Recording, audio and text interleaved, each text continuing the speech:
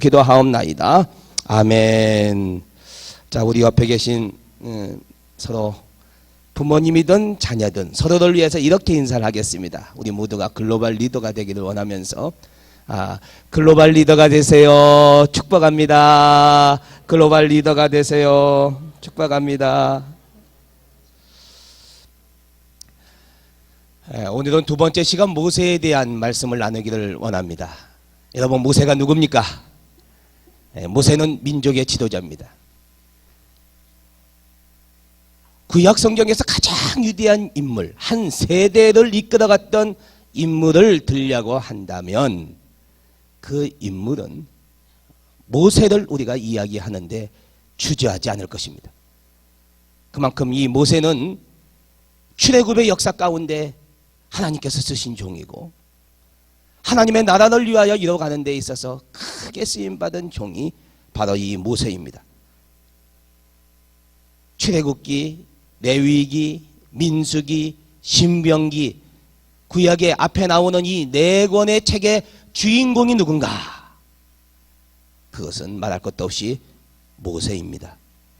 하나님과 언약의 백성 이스라엘의 지도자가 되어서 이스라엘을 이끌어갔던 한 인물, 한 지도자, 그 지도자를 통해서 이스라엘 백성이 애굽에서 나오는 축복의 역사를 이루게 된 것은 모세가 그만큼 이스라엘 역사에서 얼마나 중요한 인물인가 하는 것을 우리에게 가르쳐 줍니다. 오늘 읽은 출애굽기 3장 너무 또박또박 잘 읽었어요. 너무 아주 말씀을 읽는데 아주 마음에 이렇게 탁탁 새겨지도록 잘 읽어주었는데, 이 출애굽기 3장에 나오는 이 본문을 이해하기 위해서는 이 모세의 그 이전의 삶이 어땠는가를 먼저 생각해 보아야 됩니다. 첫 번째, 그는 애굽의 왕궁에서 자라났습니다. 애굽의 학문과 애굽의 무술과 애굽의 기술과 애굽의 여러 가지 것들을 잘 거기서 터득하면서 배웠습니다. 그래서 그는 바로의 딸의 입양된 왕자로서 그렇게 성장을 하셨어요. 그 기간이 무려 40년이었습니다. 그 다음에 그에게 예상하지 않는 일이 생겨나게 됐습니다. 애굽 사람을 쳐 죽이는 일이 생겨나게 되면서 애굽에 더 이상 있을 수가 없었어요. 그리고 애굽을 도망 나왔습니다. 도망자가 되었어요. 살인자가 되었습니다. 그리고 그는 미디안 광야에서 평범한 목동이 되어서 살아가는 인생이 되고 말았습니다. 그 미디안 광야에서의 또한 40년의 시간이 그의 인생 가운데 있었습니다. 모세의 인생 120살까지 사신 모세, 애굽에서의 40년, 광야에서의 40년, 그 40년 더하기 80년, 그 80세가 될 때까지 그는 광야에서, 애굽에서 하나님께서 그를 준비시키시고 훈련시키셨습니다. 참, 하나님의 사람들은 이렇게 준비 기간이 길어요. 훈련 기간이 깁니다. 그냥 갑자기 뻥뜨기가 뻥 해가지고 하나님의 사람이 만들어지는 것이 아니에요. 긴 시간을 통해서, 긴 인생의 여정을 통해서 하나님이 그의 인생을 준비시키십니다. 그리고 이끌어 가십니다. 그래서 하나님의 타이밍이 될 때까지, 하나님의 때가 될 때까지 그의 인생을 이끌어 가십니다. 이제 새 학기를 맞이하면서 우리 사랑하는 영동의 자녀들, 이 새 학기를 잘 준비하길 원합니다. 국어도 준비하고 산수도 준비하고 또 뭐 영어도 준비하고 그래야겠습니다만, 더 중요한 것은 하나님께서 우리를 지금 준비시키시고 계신다는 사실을 깨닫으시길 바랍니다. 하나님이 우리의 인생을 지금도 준비시키시고 계십니다. 저와 여러분의 인생도 준비시키십니다. 그래서 하나님의 타이밍에 쓰임받을 수 있는 그 글로벌 리더가 되어질 때까지 우리를 준비시키십니다. 그래서 신체적으로도 건강한 체력을 유지해야 되고 정신적으로도 심적으로도 아주 건강한 모습으로 우리가 나아가게 될 때 하나님의 나라의 인물다운 인물로 쓰임받게 되어집니다. 하나님의 타이밍이 되었을 때 오늘 출애굽기 3장 읽은 말씀에 하나님이 모세를 찾아오십니다. 그래서 모세를 만나 주십니다. 그리고 모세에게 사명을 주십니다. 그래서 모세의 인생은 실질적인 인생이 하나님을 만나기 이전의 인생과 하나님을 만난 이후의 인생으로 나눠질 수가 있습니다. 모세는 누구였습니까? 하나님을 만나기 전에는 아주 평범한 미디안 광야에서 양들을 치는 목동에 불과했습니다. 그의 손에는 마른 지팡이가 있었습니다. 그것을 가지고 양들을 치면서 양들을 안내하면서 살찐 곳으로 아주 푸른 초장이 있는 곳으로 그 양들을 인도해 나갔던 그의 손에 막대기 지팡이가 있었습니다. 그 지팡이를 들고 호렙산에 이제 양들을 치면서 올라가게 되었는데 갑자기 전혀 예상하지 않았던 일이 벌어지고 말았어요. 떨기나무라고 하는 그 호렙산에 많은 평범한 나무인데 어느 한 나무가 불이 붙기 시작했어요. 불이 활활 타오르는데 꺼지지 않는 거예요. 사그러지지 않는 것입니다. 우와, 저게 웬일이냐? 저게 무슨 일이냐? 어떻게 저 나무가 저게 안 꺼질까? 불이 붙으면 꺼지게 되어져 있는데 어떻게 계속 타오를까? 여러분, 그 떨기나무에 불이 붙었다는 것은 모세가 그것을 보면서 그 떨기나무에 붙은 불을 통해서 자기 자신을 보았던 것입니다. 평범하고 그저 범상한 그저 주변에 그저 널려있는 그러한 떨기나무 같은 인생이 자신의 인생이었는데 그 인생에 찾아오신 하나님을 만나면서 불이 타오르기 시작한 것입니다. 모세의 마음이 뜨거워지기 시작한 것입니다. 그래서 그 모세의 마음이 뜨거워지면서 하나님을 만나게 된 거예요. 가까이 가면 갈수록 이제 점점점 하나님의 음성이 크게 들립니다. 모세야, 모세야, 가까이 오지 마라. 내가 선 곳은 거룩한 땅이니 내 발에 신을 벗으라.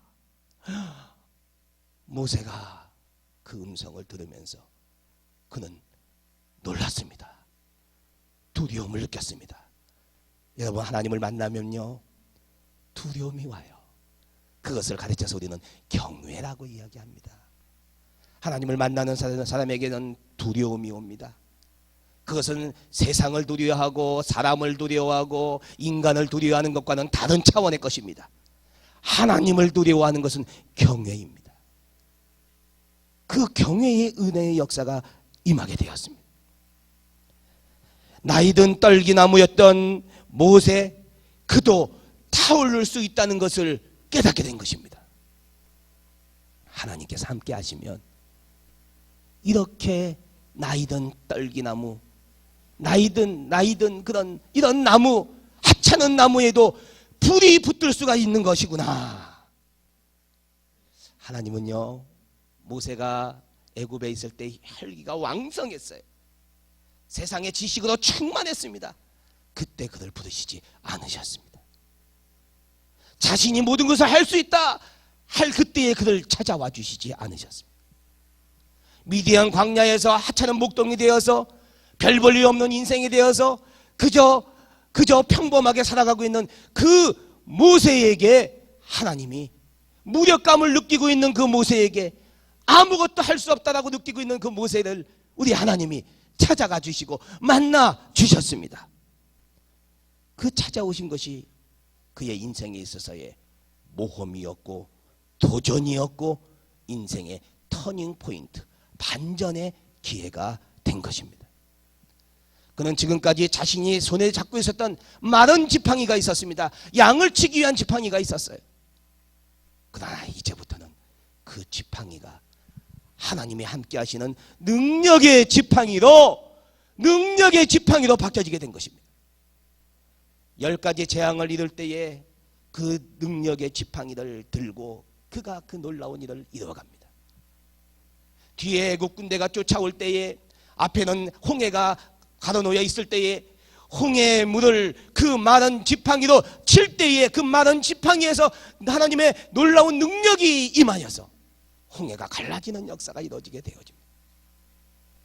하나님을 만나기 전에는 마른 지팡이에 불과하고 그저 아무 보잘것없는 그런 존재였지만, 하나님을 만나고 하나님의 은혜를 경험하면서 능력의 지팡이로 하나님 앞에 쓰임받는 귀한 존재가 된 것입니다. 하나님의 기적을 일으키는 지붕이 되게 있는 것입니다. 똑같은 지팡인데 내용이 달라졌어요. 똑같은 지팡인데 질이 달라졌어요. 똑같은 지팡인데 물이 변하여 포도주가 되듯이 하나님을 만나면서 물 같은 인생이 포도주 같은 진국의 인생으로 바뀌어지게 된 것입니다. 할렐루야. 그러면서 하나님께서 그 모세에게 그림을 보여주세요. 하나님의 청사진이에요. 하나님의 멋진 그림이에요. 하나님의 환상이에요. 하나님의 꿈이고 하나님의 비전이에요. 그 말씀이 오늘 출애굽기 3장 7절 8절 말씀에 나옵니다. 이렇게 말씀하고 있어요.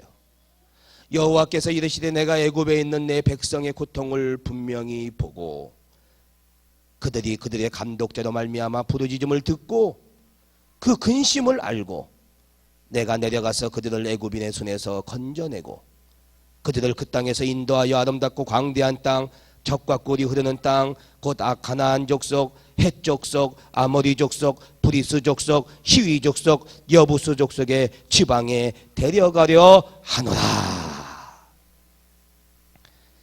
하나님의 이 멋진 그림을 보여주는 이것이 우리의 교육의 목표가 되어져야 합니다. 프랑스의 어린 동화작가, 어린이들을 위한 동화작가가 있어요. 생텍주 베리라고 하는 사람이 있어요. 들어봤는지 모르겠어요. 이 생텍주 베리가 이런 이야기를 했습니다. 배를 만들게 하려면 먼저 바다를 보여주세요. 배를 만들게 하려면 먼저 바다를 보여주세요. 여기에 유대인의 교육은 다릅니다. 유대인의 자녀교육이라고 하는 책에 보면 이런 내용이 나옵니다. 아이에게 바다를 보여주기 전에 부모된 여러분들이 먼저 바다를 보십시오. 여러분들이 본 그 바다를 자녀들에게 설명하며 가르쳐 주십시오. 이게 유대인의 교육의 비법입니다. 자녀들에게 청사진을 봐라라고 이야기하는 것이 아니라 부모가 바다를 먼저 보고 그 바다를 느끼고 있는 것, 깨닫고 있는 것을 자녀에게 가르쳐 주는 것입니다. 우리 사랑하는 부모님들이 해야 할 일이 그것이에요. 오늘 모세에게 하나님이 청사진으로 비전과 꿈을 보여주고 있습니다. 그러면서 유대인의 교육이 한 가지 더 특징이 있어요. 그리고 나서 바다처럼 아이를 강인하게 키우십시오.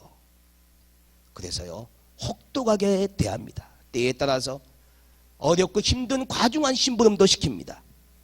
혼자서 여행도 떠나게 만듭니다. 스스로 해결할 수 있는 방법을 찾도록 키우는 것입니다. 새로운 모험과 새로운 도전을 경험하게 합니다. 독립심과 자립심을 키워주는 유대인의 자녀교육이 있다는 사실을 여러분들 기억하십시오. 그 시작은 하나님의 그림을 그려주고 보여주는 것이었습니다. 어려서부터 힘들고 고달픈 상황에 처해 보도록 하는 것이 진짜 아이를 사랑하는 것이고 진짜 아이를 교육한다는 것을 유대인들은 알고 있었습니다. 그래서 유대인의 가정에 엄청난 글로벌 리더들이 수없이 그 안에서 나오게 된 거예요. 노벨상을 받은 거의 지금까지 받은 사람들 중에 30%가 바로 유대인의 가정에서 노벨상을 받는 놀라운 은혜의 역사가 이루어진 것입니다. 그것은 우연이 아닙니다. 어쩌다가 된 것이 아닙니다. 부모가 그림을 보고, 부모가 하나님의 그 환상과 비전과 꿈을 보고 자녀들에게 그것을 격려했던 것입니다. 그것을 가르쳤던 것입니다.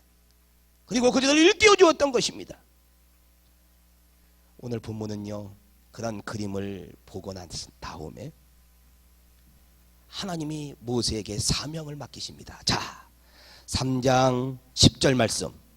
이제 내가 너를 바로에게 보내어 너에게 내 백성 이스라엘 자손을 애굽에서 인도하여 내게 하리라.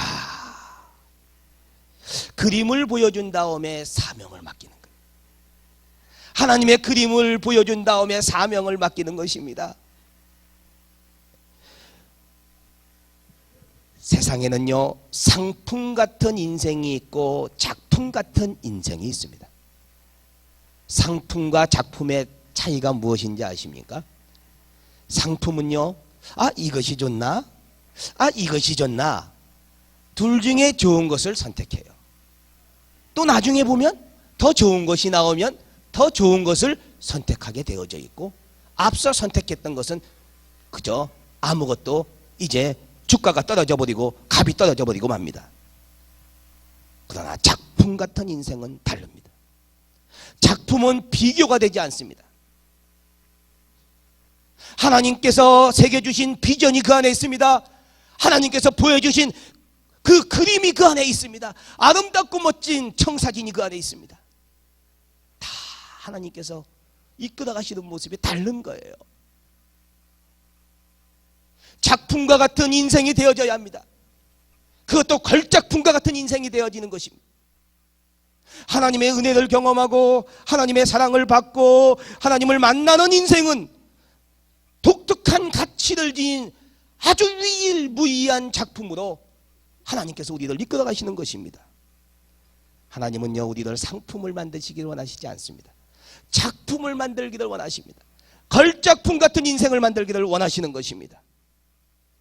그런데 마지막으로 오늘 이 말씀에서 이런 글로벌 리더로서 걸작품 같은 인생을 만드실 때에 모세에게 요구하는 것이 한 가지가 있었어요. 그것을 오늘 우리 사랑하는 자녀들이 기억해야 합니다. 자, 오늘 읽은 3장 5절의 말씀입니다. 하나님이 이르시되 이리로 가까이 오지 말라. 내가 선 곳은 거룩한 땅이니 내 발에서 신을 벗으라. 내 발에서 신을 벗으라. 가장 중요한 것이 무엇인가 하는 것을 우리에게 가르쳐 줍니다. 글로벌 리더가 되기 위해서 우리가 준비해야 할 것이 무엇인가를 우리에게 깨우쳐 주고 있어요. 그것은 거룩한 면역 체계를 우리가 갖추는 것입니다. 얼마나 수많은 바이러스가 있습니까? 몹쓸 것들이 얼마나 많이 있습니까? 그것이 우리에게 들어와요. 들어오지 못하도록 그것을 막는 거룩함의 가치 체계가 우리 안에 있어야 합니다. 그것이 준비되어져야 합니다. 그것이 세워져야 합니다. 잘라내야 할 것을 잘라내고 벗어야 할 것을 벗어 던질 수 있는 거룩함의 가치 체계를 우리가 지니게 될 때 하나님은 그런 인생들을 통해서 놀라운 하나님의 비전과 하나님의 그림을 이루어 가십니다. 함께 하시는 인물은 거룩함의 가치 체계를 가진 자들입니다.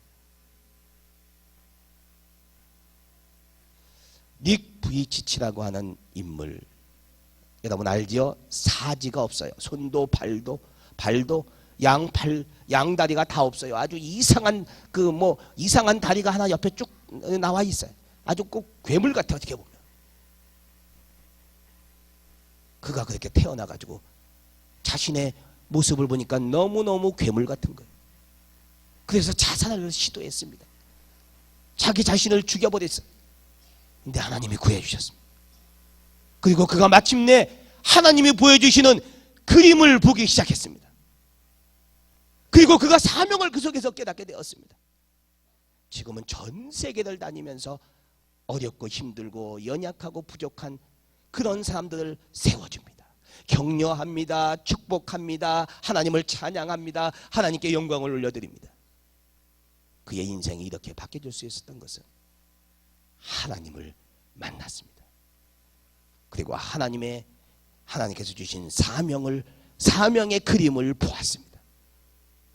그리고 그가 그 이후부터는 하나님과 동행하는 거룩함의 삶을 살게 되었습니다.